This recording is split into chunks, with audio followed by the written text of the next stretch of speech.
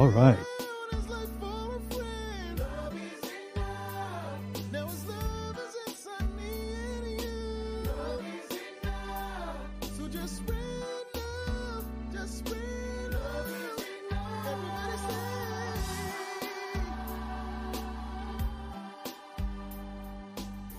All right. Love is enough.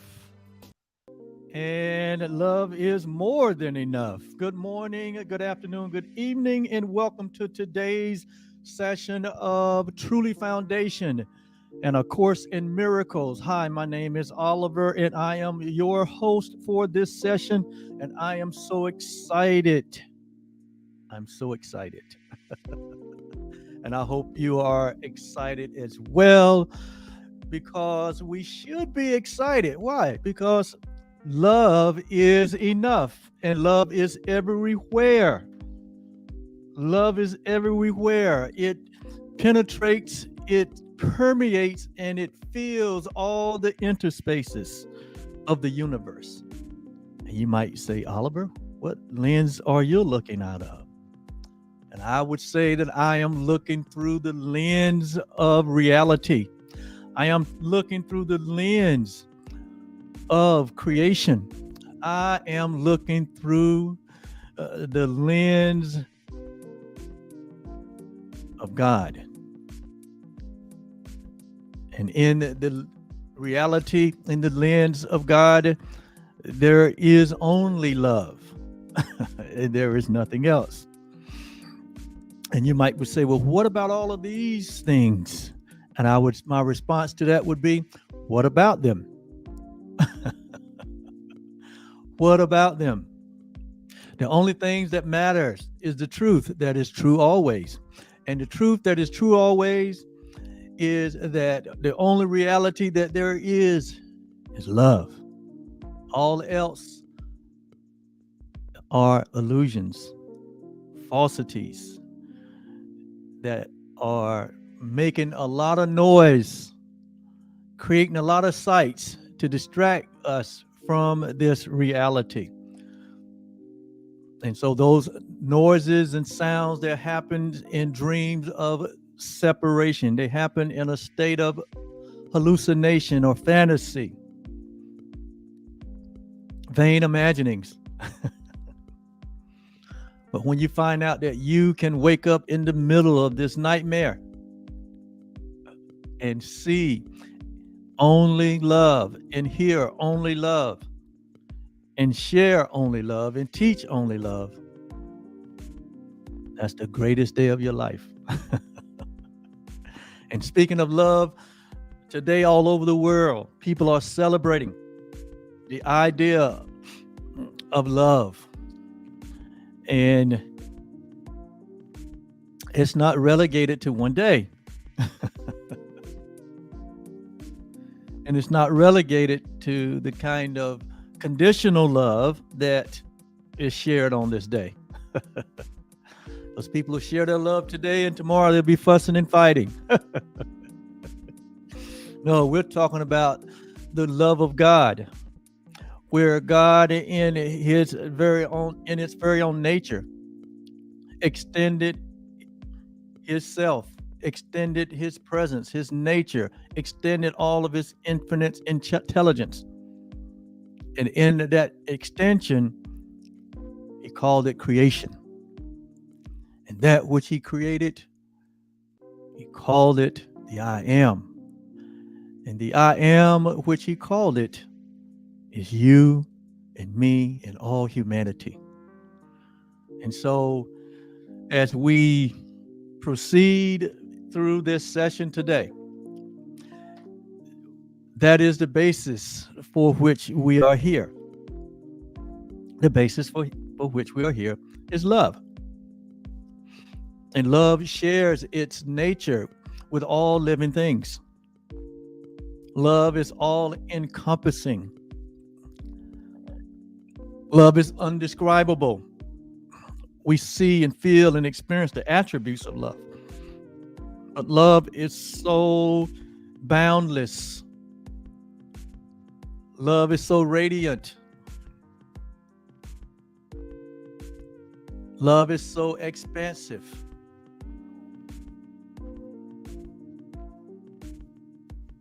timeless and formless and infinite and eternal and changeless and unalterable and creative and birthless and deathless.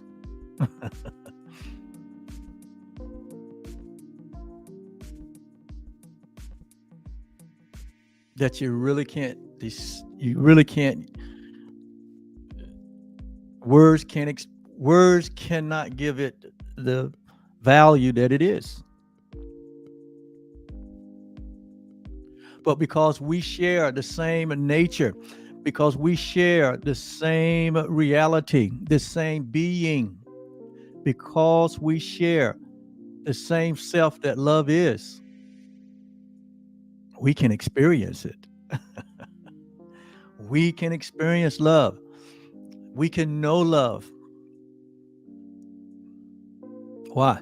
Because we are love. And who is it that can know love? Who is it that can experience love? Is it this body self? Is it this energetic body self? No, the body self only can be used as a means of communicating that love is presence through its actions, through its spoken words.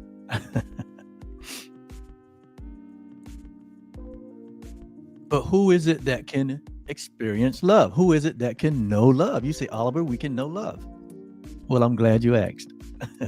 It is the real you that loves you that can know love. Why? Because the real you is love. The real you is God. That is the you, the infinite you, the impersonal you, the self-aware you that was created by the one creator that is love itself. That is who experiences, that is who that knows and senses the presence of love. See, the nature of a thing, only the nature of a thing can know the thing.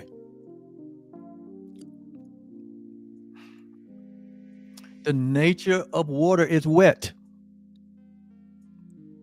So wet knows water, and water knows wet.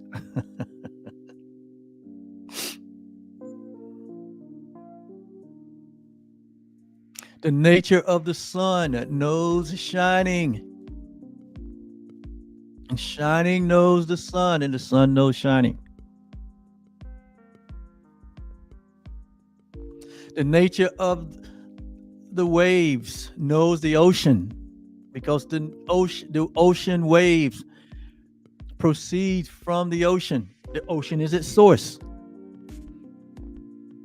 The sun is the source of the sunlight, or the sunbeams, or the sun rays.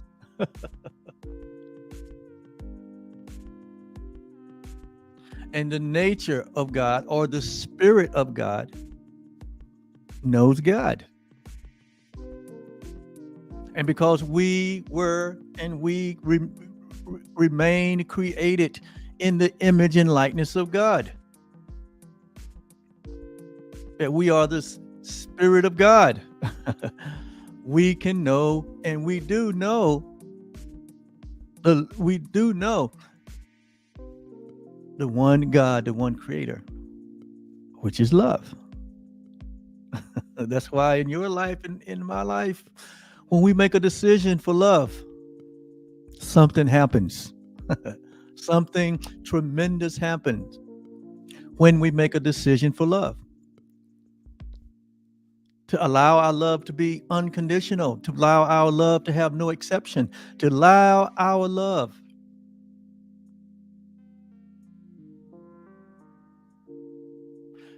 to determine our thoughts, our feelings, and our actions. Something magical happens. When we choose to extend love and to teach love only by our life, something magical happens. Mm. And so, again, on this day, this 14th day of February in 2023, it is a day of love. Like every other day has been a day of love. And every other day that we may experience will be a day of love.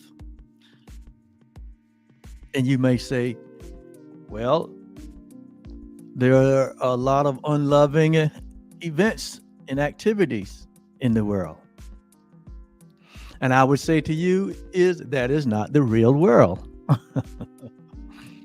That is a world that has been created out of a thought system of humanity that is misaligned, that is out of harmony and out of integrity with reality. That would be my response. But misalignment, disharmony, and lack of integrity doesn't change the fact that love still fills all the interspaces of the universe, that love is always present. Love is always open. Love is always shining. It's just a matter of our perception. And so in this last 200 some lessons out of the workbook of A Course in Miracles, we have been learning. We have been training our minds. We have been renewing our minds to think in alignment, in harmony, and in integrity with our true nature, which is love. The only block to the awareness that love is always present is a mind that has gone prodigal, is a mind that has turned its attention away from its own nature.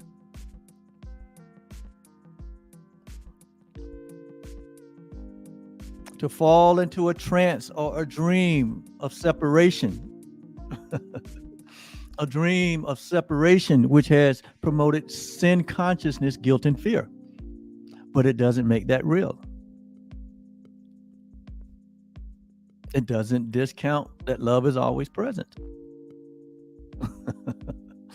It's just a momentary giving the mind over to an idea that is, the Course said, that is unreal.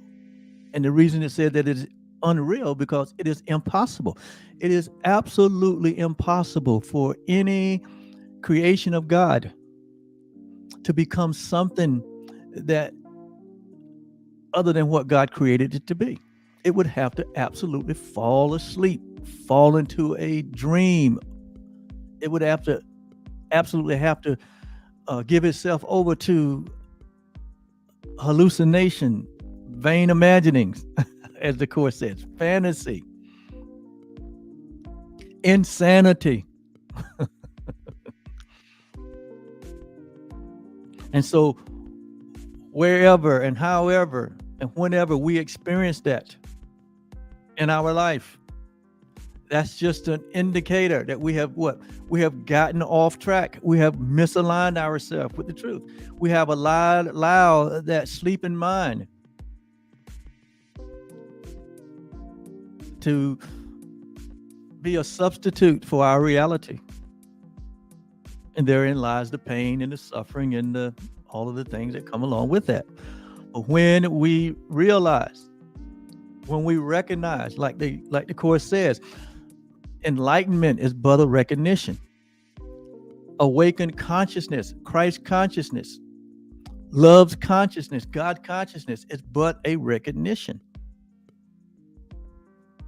And when we recognize, we can choose again and again and again and again. Because the choice for falsity was just that. It was a choice. Likewise, the choice for reality is a choice for life. So the Course say, choose you again. Choose once again. If you would take your place among the lovers of the world. He calls them saviors. Choose once again. If you would take your place among the lovers of the world, where there is only the recognition of love's presence. Or it said, would you remain in hell and keep your brother there? The choice is yours. Which choice would one make? You would have to be sane to remain in a state of hellish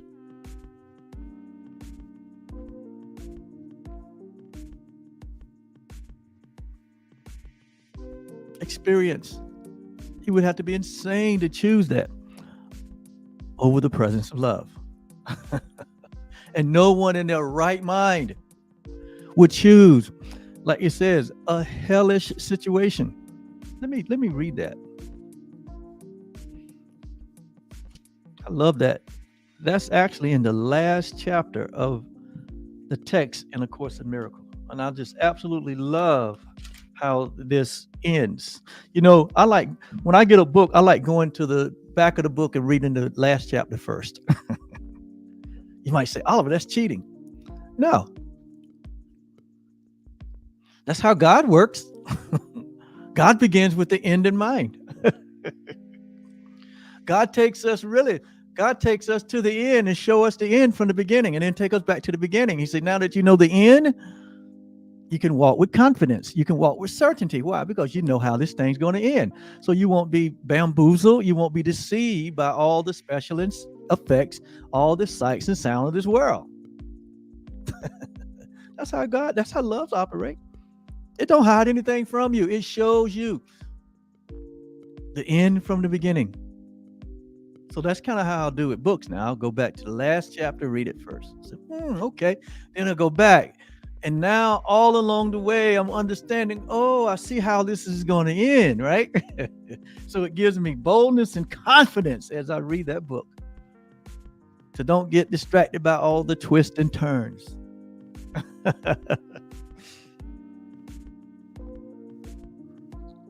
And this is on page 666 in the final chapter of A Course in Miracles, chapter 31. It says the final vision.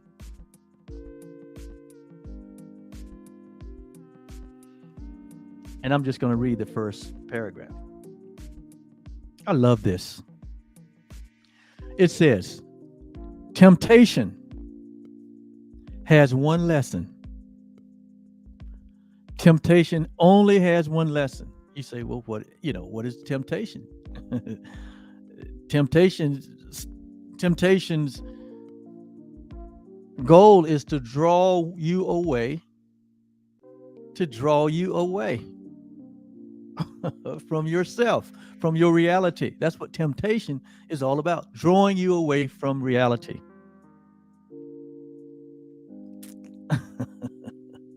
You know, the Bible says that we are drawn away by our own desire to know, our own curiosity.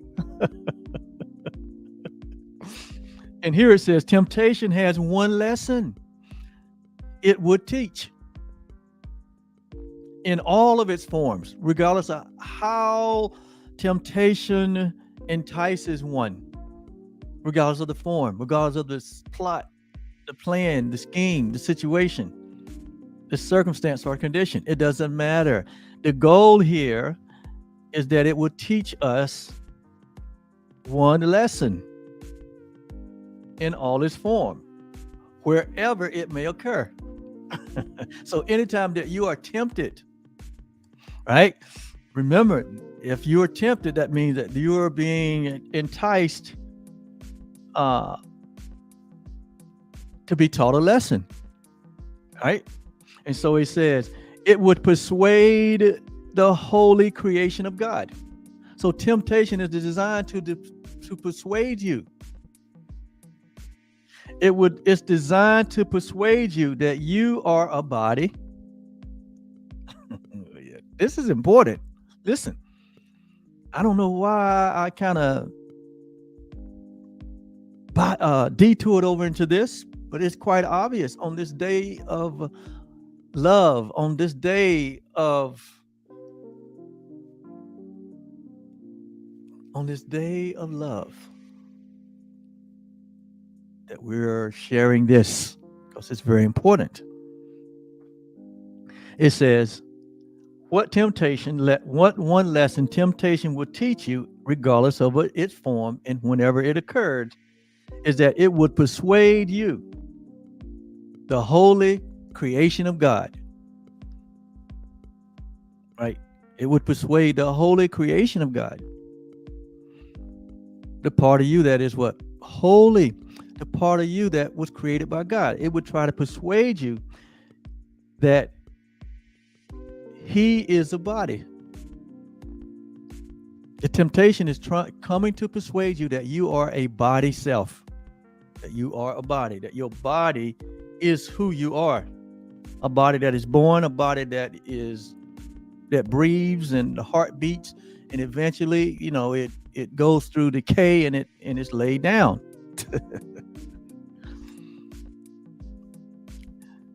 So what it's saying here is that temptation will convince you that birth and death is what your reality is. It would also convince you that you are born in what must die.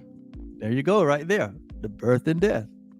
That's what all of the temptations that come to our minds, come to our emotions, that comes to our feelings, is to try to convince us that we are something other than what God created us to be.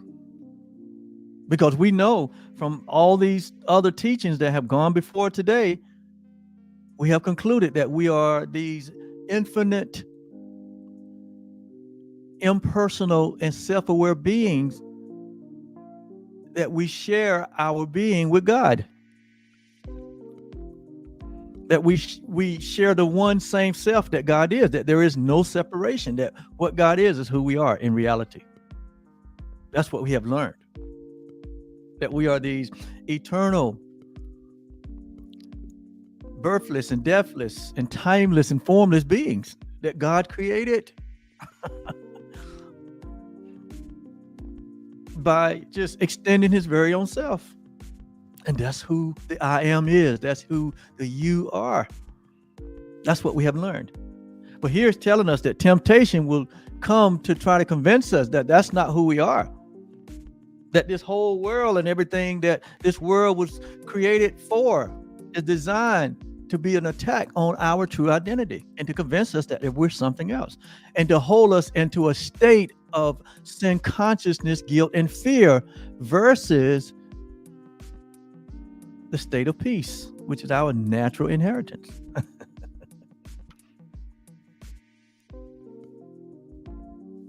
And so it would persuade us that we are a body, that we're born to die, and that we are unable to escape this scenario. We're unable to escape the birth and the death. We're unable to escape the frailty of it all, the absolute frailty of a body, the absolute frailty of a life, and the ultimate frailty of decay. That's what it would try to convince you. Temptation does, in whatever form it takes, whenever it comes, in the form of thoughts, in the form of an idea, in the form of a feeling or an emotion or a sensation, in the form of a message, in the form of a dramatic situation, in the form of sights and sounds, the things that we see that happens around us. It's all designed to persuade you and to rob you of your peace, to rob you of your identification, your true identification. It says, And not only is that you are a body born to die and unable to escape the frailty of the body and bound by what it orders you to feel, and that we're bound by the feelings of the infirmity of the body, and we can't escape that. That's the temptation. That's what temptation comes to do. And if you would think about it, every uncomfortable situation, every uncomfortable feeling or idea or thought that you've ever had, you can lay those thoughts under these categories. And so this statement is true, that's what temptation comes to do. It comes for you to say, I am not what God created, but I am doomed to birth and death. I am doomed to the frailties of this world. I am doomed to the sickness and the poverty and the scarcity and the lack and the killing. I am doomed to it. I have no escape from it. And so that's what has generated all of the fear in this world. That's what has generated all of the calamity and the destruction in this world. It's that humanity has been tempted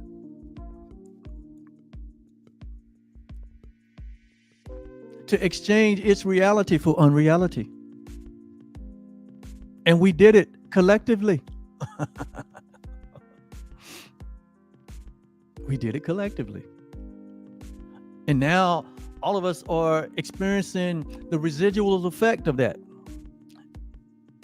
Even though now we've come to understand that nothing really happened. It was all a lie. It was all a deception. It was all a dream. It was all a fantasy. It was all a vain imagining. It was all a hallucination. It wasn't the truth. And even now that we know that it's not the truth, the residual effect still causes us at times to become afraid of love. To become afraid of love is to be afraid of yourself. It's to be afraid of God. That's the whole design. It's by design.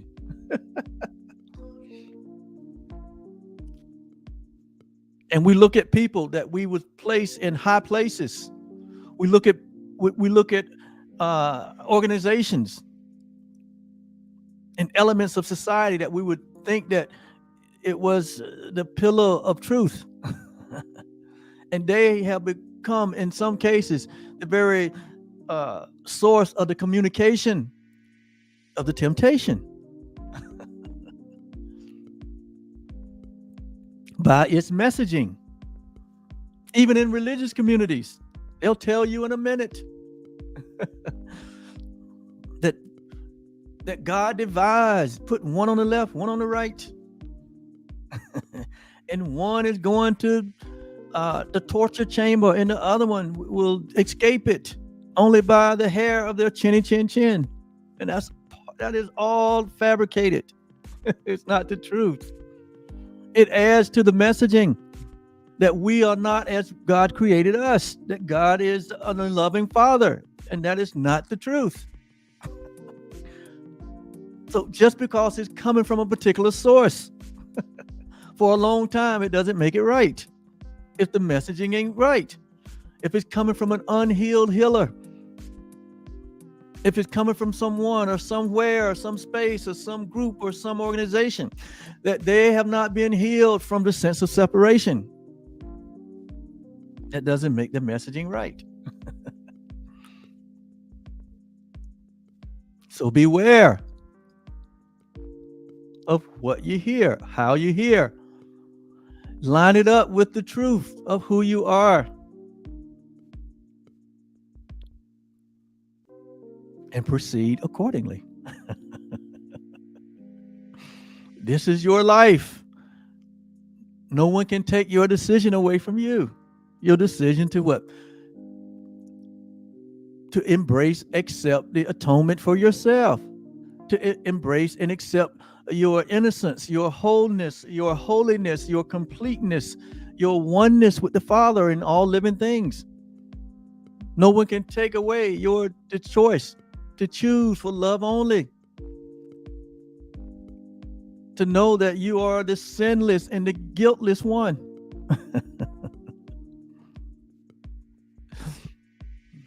It's your choice.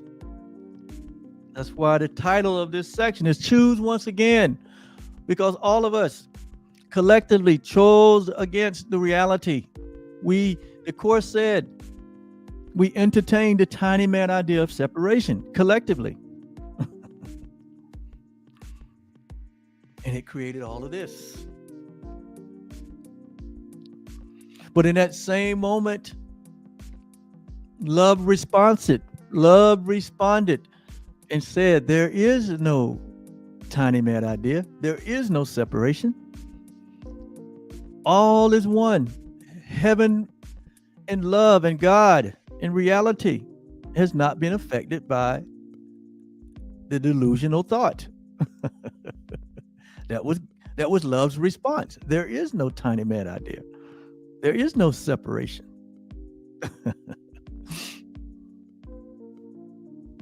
So any experience that one is having from that point of view, we are dreaming of it. It's not reality. And so you hear that all temptation comes to teach us the one lesson, that our true identity as God's creation is a body born and must die and unable to escape the frailty and is bound by the feelings of a separated self. It goes on to say that it sets the limits on what one can do. It sets the limits. There is no limitation in God. There is no boundness in God. God is boundless. Love is boundless. What God creates is like himself. What God creates is boundless. What God creates is limitless. Remember, we are infinite. We are impersonal. And we are self-aware. He says, it sets the limits on what he can do.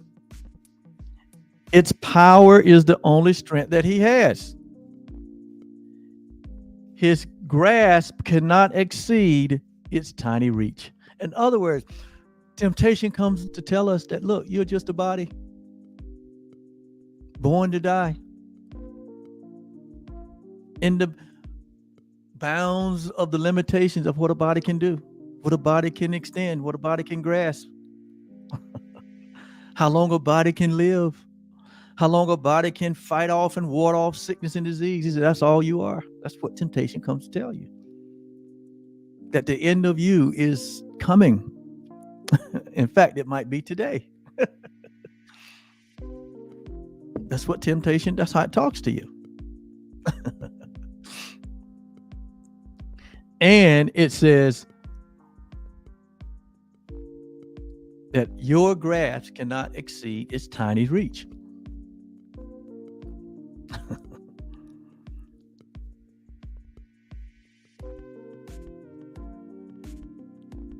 Now God speaks up. Love speaks up. Love speaks up and says, would you really be this? Do you think this is who you really are? Do you believe the appearances of this world? Do you believe the lies and the deception of this world and its ego thought system? That separation actually occurred, that we were able to separate from our Creator, and that the Creator is unloving, that the Creator will actually create something that dies. So he must be the God of death. So he said, would you be this?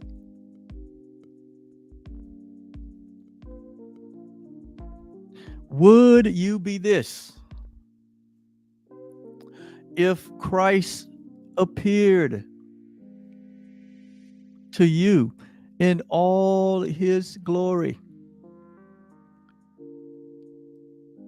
If Christ, if the symbol of Christ, if the symbol of oneness in all its glory, if the symbol of eternity and infinity, if the symbol of reality, if the symbol of oneness, if the symbol of all the glory, if the symbol of love, if the symbol of the source itself stood as an image in front of you,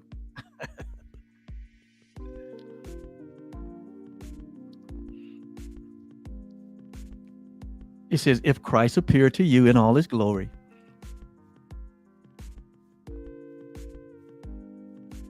would you be this? Would you still be convinced that you are a body, earthbound to the frailty and the limitations of a body, born to die? He said, if the glorified Christ appeared to you in front of you in an image, would you still believe that?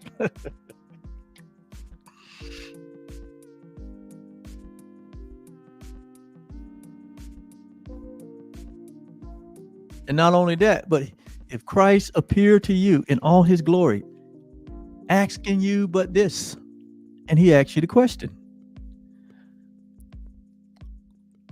He says, choose once again.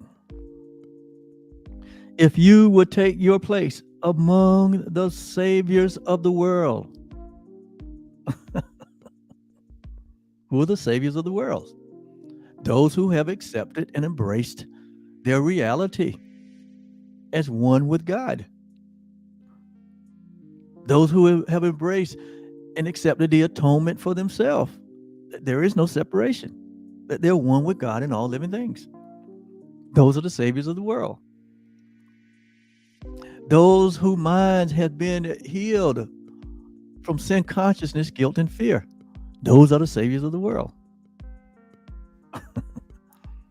Those that are convinced that love is all there is and love is everywhere present. Those are the saviors of the world. Those that see that they are one with all humanity, with no exception. Those are the saviors of the world. Those that who have awakened to Christ consciousness and embrace the reality that they have equality with God and with every living thing. Those are the saviors of the world. Those that have let go every grievance, every unfair treatment. Those that have let go of all of their past.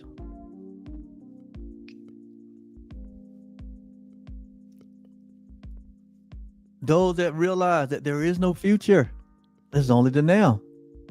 Those are the saviors of the world. Those who have let go all of their prejudices and all their judgments concerning themselves as well as all humanity. Those are the saviors of the world. Those that have removed the blocks, removed the veil, so that they have experienced that only love is present. That only love is present. Those are the saviors of the world. Those that have accepted the reality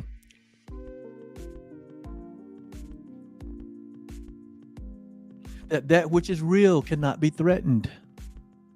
Those that have accepted the reality that they remain as God created them in holiness and in oneness. Those are the saviors of the world. So choose once again if you would take your place among the saviors of the world. Jesus was the first. Jesus of Nazareth, he was the first Savior of the world.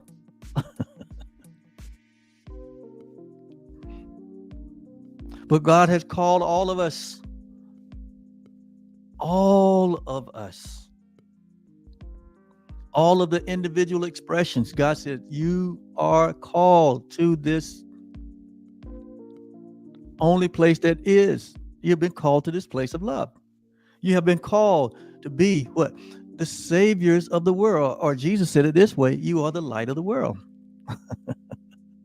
Not some special group, not just a few, but Jesus said all have been called. Now, few have chosen, but now God is saying, choose once again. But if you didn't choose for your reality, he's saying, choose once again.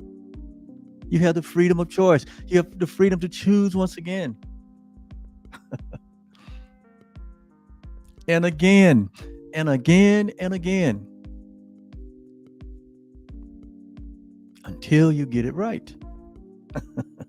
Choose once again. He says, choose once again. So Christ is asking us this.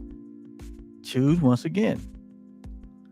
If you would take your place among the saviors of the world, or would you remain in hell? But not by not choosing for your reality. He said, there is not a hell to go to. He said, but you are in hell or in a hellish state when you're not choosing for your reality. So hell is not something in the future. Hell is a false idea that exists when we embrace the falsity of who we are. He said, that's a hellish situation. That's a hellish mindset. And it has fear, and it has torment, and it has gnashing of the teeth. Now. So he's saying, choose once again to take your place among the saviors of the world. He said, would you do that? Or would you remain in this hellish mindset, this hellish conditioning? And not only are you in that conditioning, he said, and you're holding your brothers there. And you're holding your brothers there with your idea of separation. So when we don't embrace our true identity, we hold ourselves in a space that is not peace, a space that is not loving.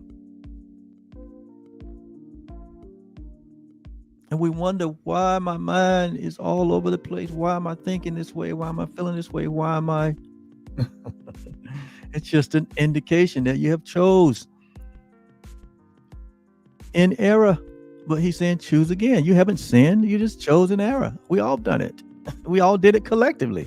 We all did it as one creation.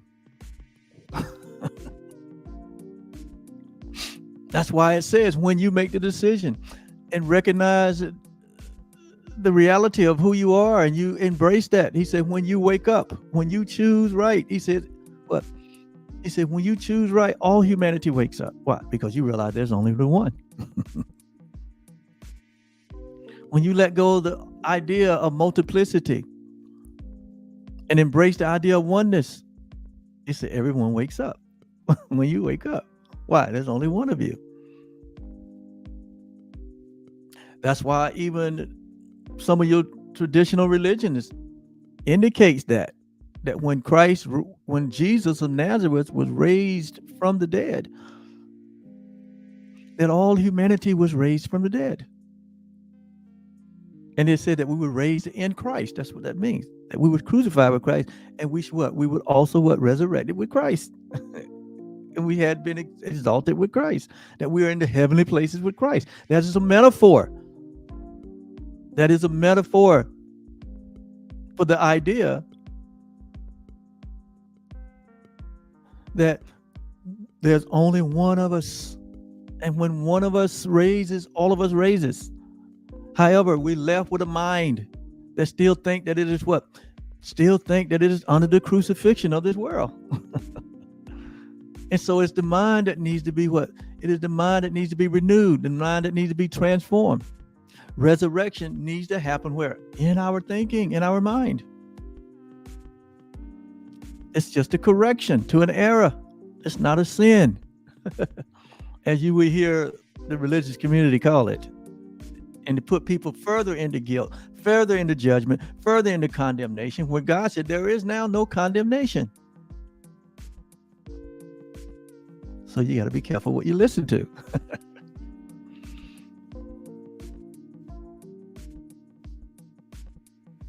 Wrong information will have you in a lurch. It'll have you in a place of darkness. I know it. I was there. I know what I'm talking about.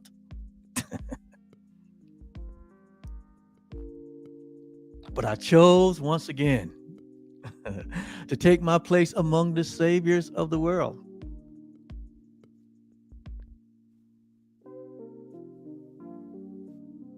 And then the next line said, for Christ has come and he is asking this.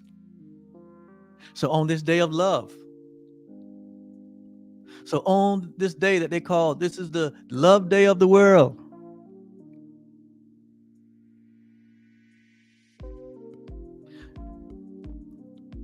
The Course is saying it's just a day of choosing,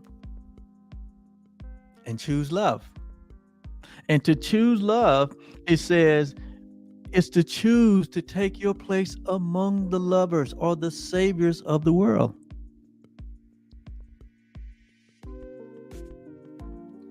And not only choosing for yourself, but you're choosing for all humanity.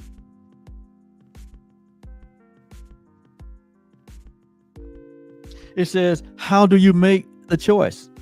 How easily this explained. It says, you always choose between your weakness and the strength of Christ in you. That's the choice we're making. When we choose our true identity as one with God, we're choosing for the strength of our reality versus the weakness, versus the falsity of this world. It says, and what we choose is what we think is real. Notice now, it didn't say what we choose is real. It says what we choose is what we think is real, unless we choose that which is real.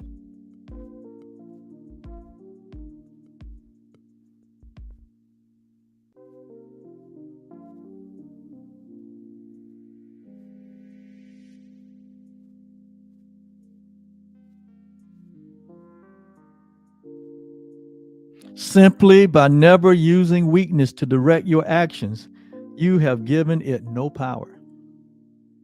In the light of Christ, Christ here represents our oneness. It represents our very life. It represents the one life that we all share. He says, in the light of Christ, that is you, is given charge of everything that you do. Everything that you think, everything that you feel, and everything that you do. When we've given ourselves over to the reality of our true identity. For we have brought our weakness unto reality. And our reality, as the oneness that we share with God and with everyone, has given us strength. It has given us power. And it has given us love.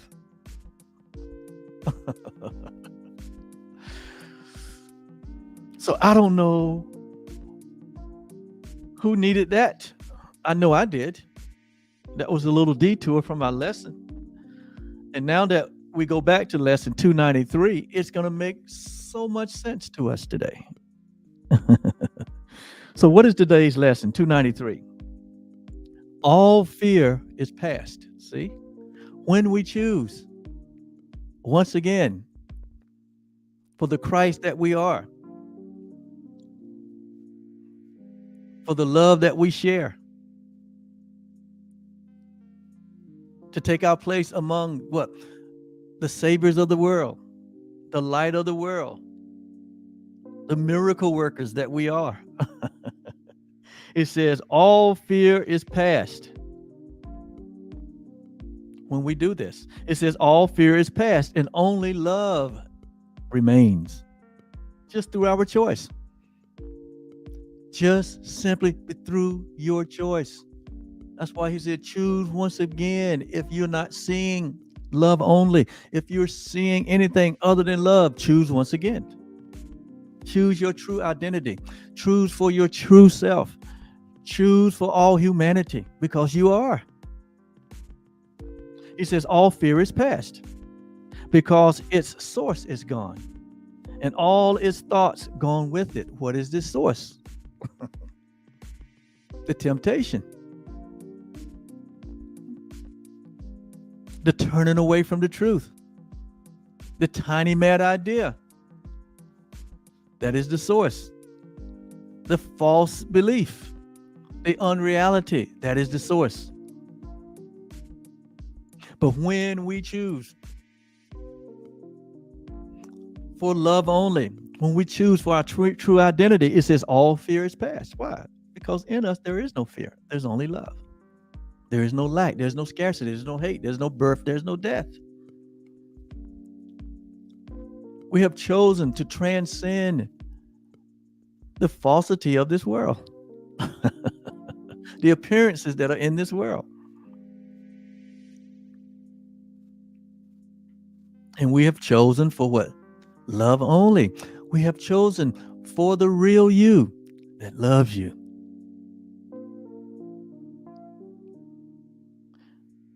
It says love remains. Real love. We're talking about real love here now. We're talking about real love. We're not talking about what the world defines as love.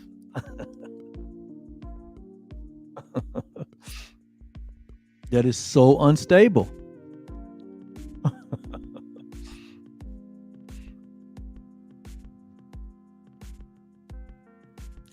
We look at people sometimes, we say, oh, they're so much in love. Then we find out what? That's not the love we're talking about. That's not the love of God. That's conditional love. It said love remains the only present state. In the presence, there's only love. David said calls it the fullness of joy. In our presence, there's what? Fullness of joy. That's only love. It said love remains the only present state, whose source is here forever and forever. What is the source of love? You are. God is. And it remains forever and forever. The real you. The one love, life, the one source that we all share.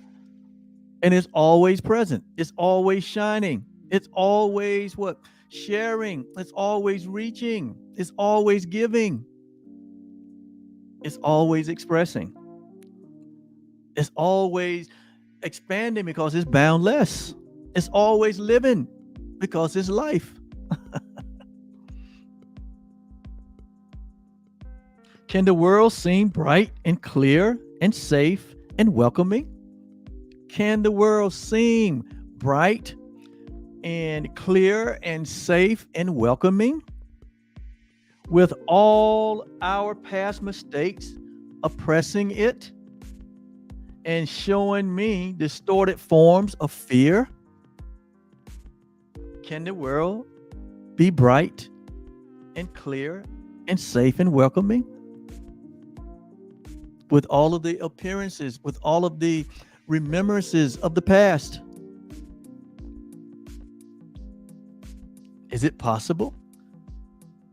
It says, yet in the present love, in the present love is obvious and it's apparent, or its effect are apparent.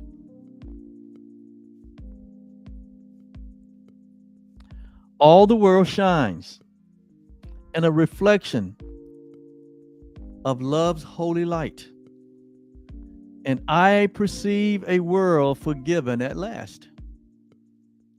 So what it's saying here is that even in the presence of all the sights and the sounds and the appearances and all the past events and activities and all the messaging and all the distorted messaging and all of the deceptive messaging and all of the history and all the history that's been written and all the history that has been experienced that will contradict that love is here, and love is always here, and love is the only thing that's really present. In the face of all of that,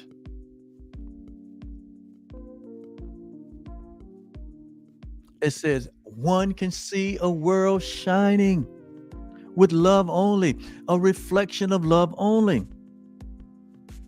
Why? But because one is now looking through the mind of Christ, through the mind of God.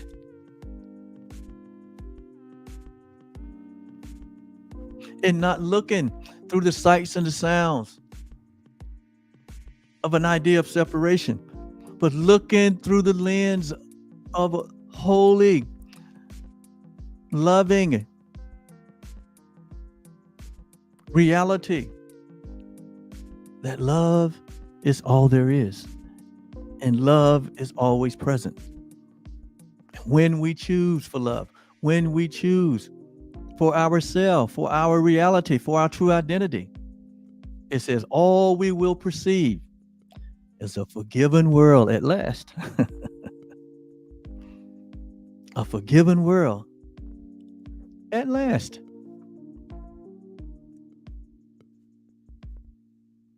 So that is the lesson.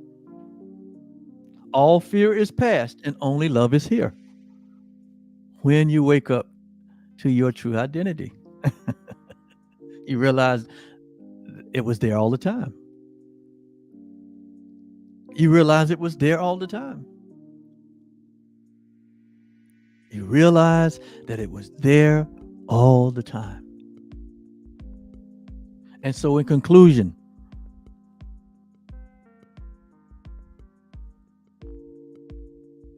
we say, Father. When we say Father, it's like we're not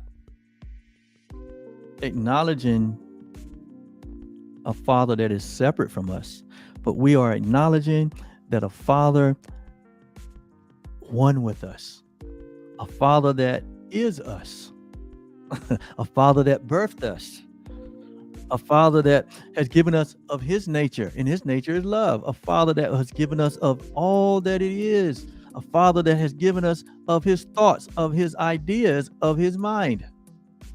That's what Father really means. Not something that's separate from you, but that which you are.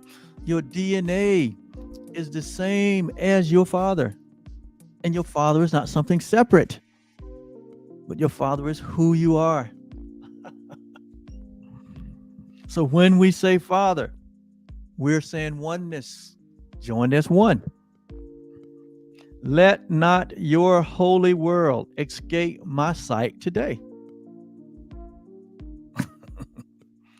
Let not your holy world escape my sight today. Nor let me, or nor let my ears be deaf to all the hymns of gratitude the world is singing underneath the sounds of fear. The world is always singing. There's always a frequency that love is on. And love is always singing on that frequency. We just have to tune into it. The frequency that love is on is the frequency of eternity. It's the frequency of infinite. It's the frequency of impersonal. It's the frequency of awareness. And when we dial our hearing into that and on that frequency, which is our frequency, it's the frequency of love. It's the frequency of joy and peace and laughter and happiness and abundance. When we lean into that frequency, we hear the sound of gratitude. We hear the song. We hear the the universe, which means the one song that we all share. We hear the song that one great chorus singing in unison. That we are oneness, join as one. This great chorus. When we choose once again, we join this great chorus, this great cloud of witnesses, as Hebrews says. And we realize that there is a real world which the present holds safe from all past mistakes. The past is over. That's why it says all fear is past. Well, because the past is over. It doesn't exist. So don't hold on to any past at all. It is to hold yourself in hell and your brother. So let it go. Let it go.